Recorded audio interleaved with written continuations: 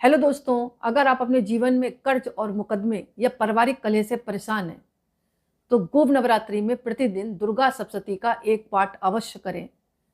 सारी समस्याएं दूर होंगी और कर्ज से संबंधित दिक्कतें वो भी दूर होंगी, मुकदमे से संबंधित दिक्कतें वो भी दूर होंगी, पारिवारिक कलह भी दूर होगी और घर में प्रेम बना रहेगा। इसके अलावा एक विशेष उपाय आप कर सकते हैं। नींबू मिलता है, फ्रेश नींबू ले आएं और 4 लौंग लें और माँ दुर्गा के सामने रख दें और ओम ऐम रीम क्लीम चामुंडाय बिच्चे, ओम ऐम रीम क्लीम चामुंडाय बिच्चे 108 बार जाप करें।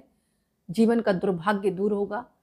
इसके अलावा गुप्त नवरात्रि में आप काली हल्दी का उपाय कर सकते हैं। काली हल्दी लाएं, माँ के आगे रखें और जो भी आप स्रोत पढ़ रहे हैं माँ का, या दुर्गा चालीसा पढ़ रहे हैं, या सिद्ध कुंज का स्रोत पढ़ रहे हैं, या दुर्गा सप्तशती पढ़ रहे हैं, वो पाठ पूजन करने के बाद जब नमा दिन आएगा ना, नौमी का, नौमी पड़ेगी आपकी 2025 में 4 जुलाई शुक्रवार को, तो ये जो काली हल्दी है ना, लाल कपड़े में बांधकर अपनी तिजोरी में स्थापित कर दें। ये भाव माइंड में रखें कि मेरे घर में लगातार धन की वृद्धि हो रही है।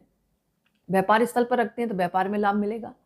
अगर कुंडली में कोई ग्रह दोष है, बार बार असफलता मिल रही है हर क्षेत्र में, तो गुप्त नवरात्रि में शिवलिंग पर लाल चंदन और गंगा जल जरूर अर्पण करें। इससे सभी दोष समाप्त होंगे और जीवन में सफलता मिलेगी। गुप्त नवरात्रि अगर आप कर रहे हैं तो भी पूजा कर सकते हैं, नहीं कर रहे तो भी पूजा कर सकते हैं। नवरात्रि के दिनों में काल भैरव की उपासना करने से भी शत्रुओं का नाश होता है, बुरी नजर से बचाव होता है। तो भैरव बाबा को सरसों के तेल का दीपक जरूर प्रज्वलित करें और ओम भैरवाय नमः, ओम भैरवाय नमः का जाप करें। इससे भैरव बाबा की कृपा भी आपके ऊपर बनी रहेगी। सभी को पता है कि माँ दुर्गा की आराधना करने के बाद अगर कोई भैरव की पूजा नहीं करता तो पूर्ण नहीं मानी जाती। तो ये कार्य भी आप करें। इसके अलावा गुप्त नवरात्रि में माँ काली की साधना करने से सभी प्रकार के भय, रोग, शत्रु, बाधा समाप्त होती है। इस दिन काले तिल है, नारियल है, गुड़ का भोग माँ को जरूर लगाएं।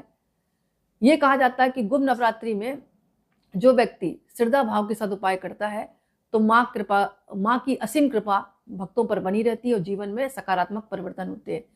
तो अभी हाल में ही, जैसे कि मैंने बताया आपको, 26 जून गुरुवार 2025 से प्रारंभ हो रही है। तो माँ का जो है आप स्वागत करें, भाव विभोर होकर पूजा करें। अगर आपके घर में गुप्त नवरात्रा होते तो भी पूजा करें। माँ की आराधना में कोई भी, कहते हैं ना, कोई भी मतलब अगर नहीं भी करना चाहता तो भी उसको करनी चाहिए। चाहे कुछ भी करें, उनके नाम से एक दीपक प्रज्वलित करें, डेली प्रसाद चढ़ाएं। अगर ये भी नहीं कर सकते तो माँ के नाम आप कुछ चीजें लिया, जैसे टॉफी है, बिस्कुट है या मिठाई है, तो एक छोटी कन्या को प्रतिदिन चरण स्पर्श करके दे दें और गाय को खिला दें। बस इतना काम तो कर सकते हैं। माँ की असीम कृपा आपके ऊपर बनी रहेगी और मंदिर जाकर दर्शन करिए। आप देखेंगे आपके जीवन में आने वाली जो भी बाधाएं वो दूर होंगी और हर कार्य